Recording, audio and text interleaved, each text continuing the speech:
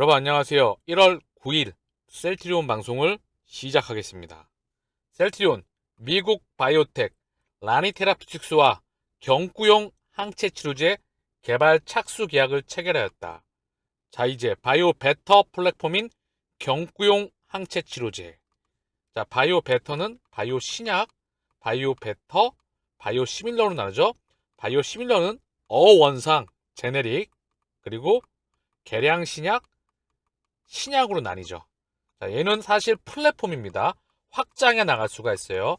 지금은 스텔라라가 언급되고 있지만 차후에 휴미라 그리고 다른 자가면역 질환이라도 확장이 가능하다는 부분이죠. 자, 한번 보겠습니다. 자, 이번 비즈니스 포스트에 대한 기사로 볼게요. 셀트리온 기후성 바이오베터로 경쟁력 확보. 자, 먹는 바이오 시밀러에 도전한다. 항체를 먹어가지고 우리 혈액에 인체에 전달해주는 그런 시스템입니다. 자, 제형 다변화를 기반으로 셀트리온의 개발 전략을 주도하고 있는데 오리지널 의약품과 동등한 바이오시밀러에 만족하지 않고 한 번 더 개선된 바이오 베터를 내놓음으로써 글로벌 시장을 공략하겠다는 것이다. 미국 바이오 기업 라니테라피틱스와 협력해 스텔라라 먹는 경구용 제형을 개발한다고 밝혔다. 라니테라피틱스가 보유한 마이크로 니들 초소형 바늘 플랫폼 기술이 활용된다.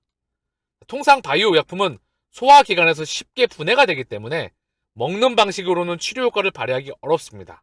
그러나 라니테라피틱스의 기술은 의약품이 담긴 마이크로 니들을 캡슐에 담아 작은 창자, 소장까지 보호한다. 이후 작은 창자에서 캡슐이 분해되고 마이크로 니들이 용이되면서 약물을 혈관으로 전달하게 된다. 자, 셀트리온은 스텔라라 바이오시밀러를 경구용으로 개발해서 복용 편의성을 높이는 한편 마이크로 니들 플랫폼 기술까지 더해 피하 주사 제형 못지않은 효과를 얻도록 할 계획이다. 기 부회장은 셀트리온의 바이오베터 품목을 확대하기 위해 라니테라피틱스와 손잡은 것으로 보인다. 바이오베터는 바이오시밀러보다 한 단계 더 나아간 개념으로 자, 효능과 편의성을 제공하는 것을 맞춰 기존 제품에 대비해서 효능과 편의성을 업그레이드 시켰습니다. 램시마 SC는 피하 주사 제형으로 지금 바이오베터, 미국에서는 신약으로 세계 최초로 인플렉시맙 제형이기 때문에 신약으로 허가를 준비하고 있죠. 그렇죠?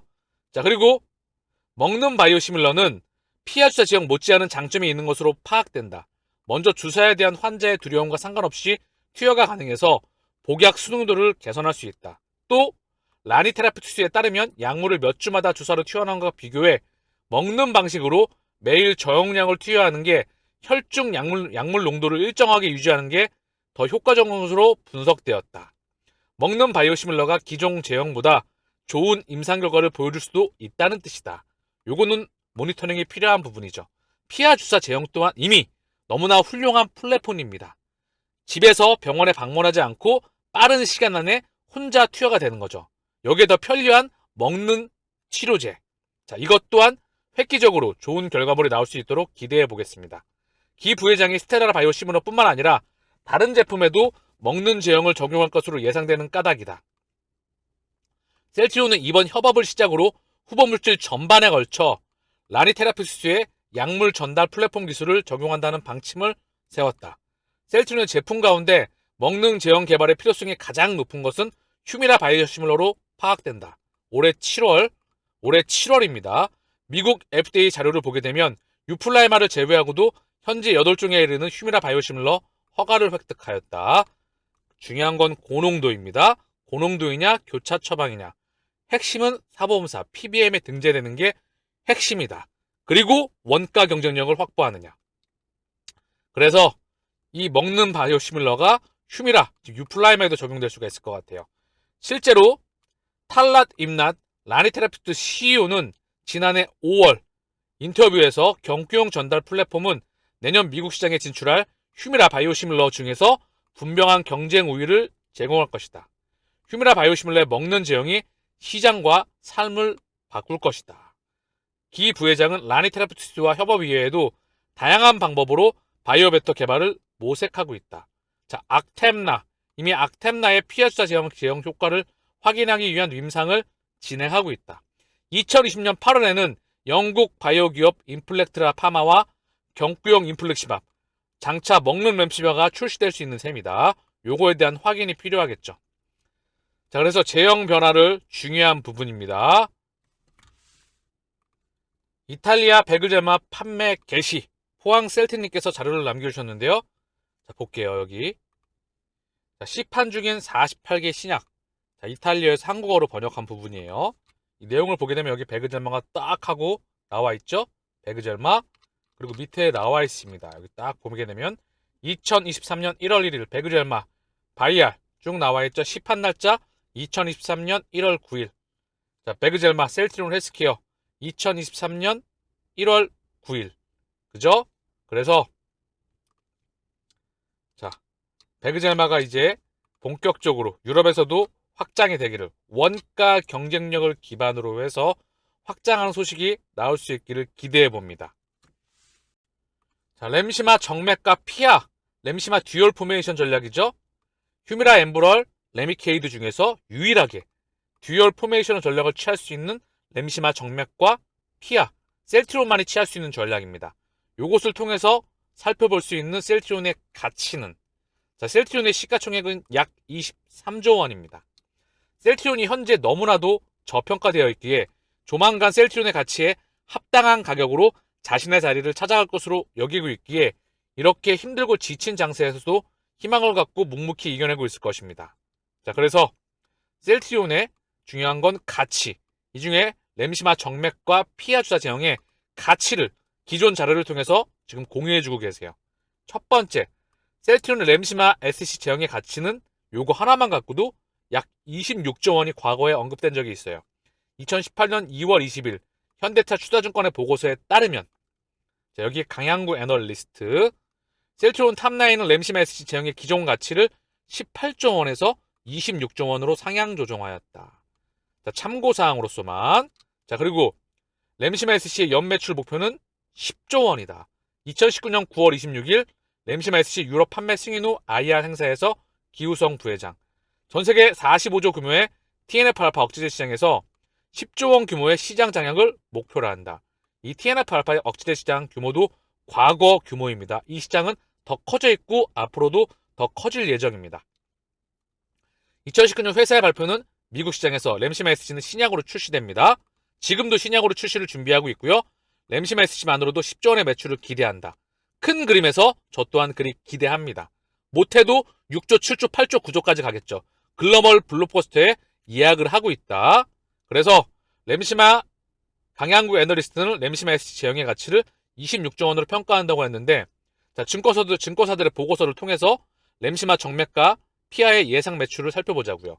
자, 신한투자증권 램시마 정맥과 피아 예상 매출, 이게 두 개 합친 거는 1조 1,384억 원입니다.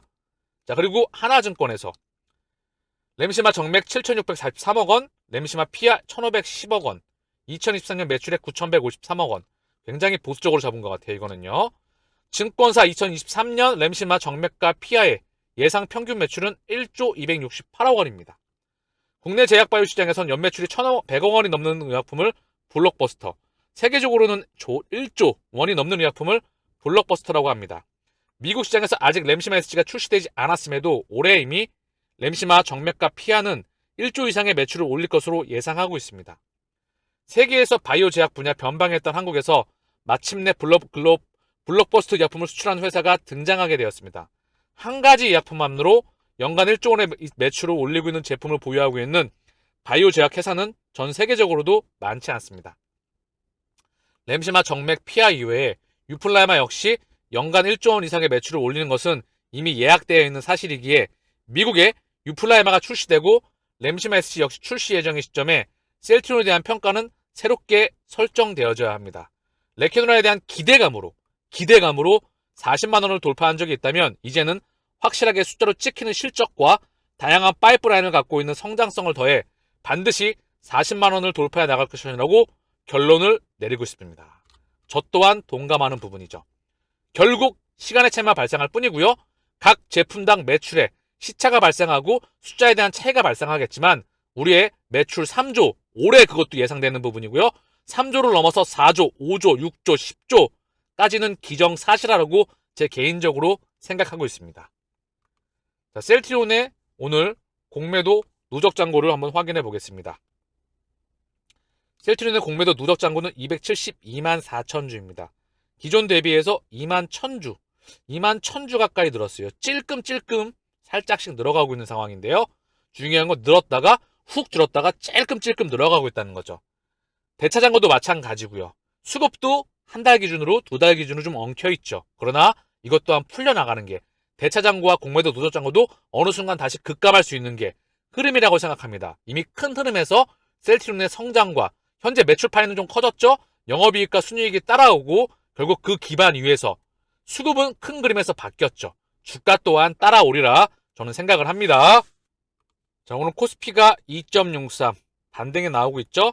코스닥은 1.78 그러나 바닥권에서 정말 찔끔 상승 나오고 있는 거예요. 시장은요. 셀트리온 오늘 1.53 헬스케어 2.09 제약은 2% 삼형제가 오랜만에 나란히 상승폭이 크지는 않았지만 상승을 하였습니다. 해외 증시 또한 자 보게 되면 니케이 아시아 증시 0.59 상해 0.58 항세 1.89 영국 프랑스 독일 현재 강보합권에서 움직이고 있습니다. 시장 또한 뭐 그렇게 좋은 건 아니지만 어쨌든 흐름이 나쁘지는 않아요. 자, 지표가 중요한 부분인데요. 원달러 환율이 보세요. 1244원이에요. 이게 3개월 전에 고점이 1442원이었거든요. 1442원에서 지금 10월 14일에서 오늘 1월 9일입니다. 석 달도 되지 않아가지고 세 달도 되지 않아가지고 무려 환율이 툭 하고 원화가 엄청나게 강세였다는 거죠. 그렇죠? 자, 한 달 기준으로 봐도 훅 꺾였죠. 원화가 강세. 그 이면에는 달러 인덱스의 가격이 꺾였다는 거죠. 103.64. 그러나 달러는 더 꺾여야 됩니다. 자, 보게 되면 더 꺾여야 돼요. 이 부분에 있죠. 전 마지막 달러에 이게 마지막 불꽃이라고 봤었어요. 아직 갈 길이 많습니다. 2021년도 1월달에 무려 89.40이었어요. 달러의 흐름은 아직까지 차익 실현 물량이 많이 남아 있습니다. 왜냐하면 의도적인 강세가 굉장히 강했기 때문에. 자, 그 이면에서 달러를 현재 달러와 원유에 패깅되었던 부분이 이제 뭐 위안화 이야기도 나오고요. 이 시스템이 크랙이 가고 있습니다. 러시아가 스위프트에서 배제가 되면서 현재 다른 모습을 좀 그려가죠. 러시아는 엄청난 루블화의 강세였었죠. 2014년 크림반도 합병 때와는 다르게 루블화는 강세였다. 자, 이 이면에 많은 변화들이 세계 경제에 많은 변화들이 일어나고 있고요. 일본 중앙은행이 15년 만에 금리 인상을 단행하였다. 자, 엄청난 변화가 일어나고 있습니다. 자, 그래서 달러가 약세 흐름이 아직까지는 좀 남아있고요. 원화가 좀 꺾였죠. 그 와중에 오랜만에 국내 증시가 반등을 나왔던 부분이에요. 자, 지금 보시는 화면이 나스닥의 주봉인데요. 보이시죠? 쌍바닥이에요. 아직 성장주 흐름을 해서 전혀 바닥권에 있습니다. 제가 올해 기술적 반등의 흐름이 예상이 되고 기대가 됩니다라고 지난번 방송에서 언급을 드렸죠. 아직 기술적 반등이 시작하지 않았다. 연준의 금리 상당 고점이 가까워진다. 경기 침체를 현재 반영하고 있는 주가의 흐름입니다. 자, 여기서 금리 상단에 가까워져 오고 시차를 두고 연준의 물가가 이제 물가가 꺾여가는 것 같은데 라고 미디어를 통해 언급이 나오면서 연준이 이제 금리 인상 중단할 거야. 시장을 환호할 수가 있다. 다만 여기는 기술적 반등 흐름에 국면에 있다 보고 있습니다. 왜? 경제 펀더멘탈이 아직까지는 좋지 못하기 때문에. 그래서 시차를 두고 매크로는 조금 더 지켜봐야 될 것 같습니다.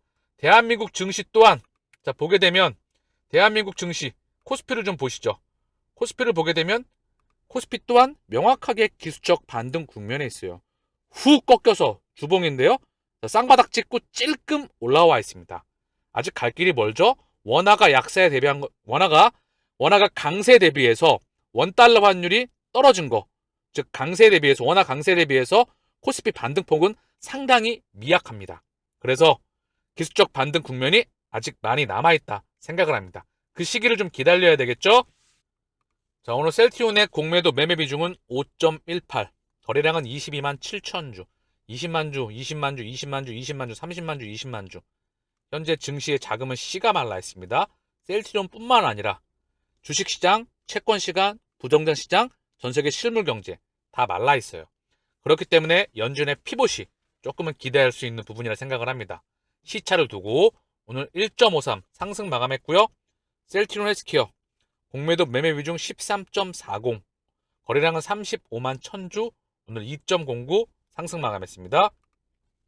셀트리온 제약 공매도 매매 비중 16.88, 거래량은 6만 4000주, 오늘 2% 상승 마감하였습니다. 자, 셀트리온 삼형제의 수급을 보시죠. 먼저 셀트리온 오늘 기간 4만 4000주 매수, 외국인은 2만 3000주 매도입니다. 기간 4만 4000주 중에서 금융투자가 2만 8000주, 보험이 1만 1000주를 담당했고요. 연기금 4200주, 사모펀드는 1500주 오늘 매수하였습니다. 자, 외국인은 2만 3000주 매도, 개인은 2만 3000주 매도였었어요. 한 달 기준 외국인이 10만 주, 기간이 12만 주 매수했고요. 개인이 22만 5천 주 매도가 나왔다는 부분이죠. 자, 수급의 개인의 매도폭이 줄어들면서 외국인과 기관의 매수폭도 줄어들고 있습니다. 수급이 3대 주체가 보합권에 다가가고 있다는 거죠. 다시 외국인과 기관 쪽으로 수급이 들어올 겁니다. 시차를 두고. 자, 금융투자는 한 달 기준 3만 3천 주 매도, 보험은 6만 4천 주 매수, 연기금 12만 주 매수, 투신 12만 5천 주 매수입니다. 어떻게 보면 이게 하루의 흐름 같죠. 자, 그래서 수급이 조금 꼬였던 게 다시 풀릴 때는 그 순간을 기다려야 될 것 같아요. 자, 헬스케어 오늘 기간 5만 주, 약 5만 주 매수, 그중 금융투자가 대부분을 담당했습니다. 5만 4천 주, 연기금은 5만 5천 주 매수, 보험 2,500주 매수고요. 사모펀드는 12,000주 매도였습니다. 투신 386주, 외국인은 2만 주 매도, 개인은 약 3만 주 매도였습니다. 개인이 무려 한 달 기준 84만 5천 주를 매수하고 있어요. 12월 28일 기준으로부터 해서 외국인은 58만 주 매도, 기간은 26만 주 매도입니다. 기간 26만 주 중에서 37만 8천 주를 사모펀드가 매도를 하고 있어요. 기간 매도 물량은 사모펀드가 거의 주체입니다. 압도적이죠? 그리고 투신이 9만 5천 주. 자, 그래서 헬스케어 또한 한 달 기준 수급이 엉켰는데요. 12월 28일 기준으로 엉킨 거거든요. 이것 또한 수급이 풀려나가기를 기대해 봅니다. 큰 그림, 한 달, 두 달 엉켰지만 큰 그림에선 개인의 600만 주 셀트리온 기준으로 해서 외국인과 기관으로 넘어가고 있고요. 연기금은 무려 200만 주 가까이 담고 있습니다. 명실상부하게 수급은 개인의 물량이 외국인과 기관으로 넘어가고 있고요. 창구 또한 외국계 창구로 개인의 물량이 넘어가고 있다는 걸 명심하시길 바랍니다.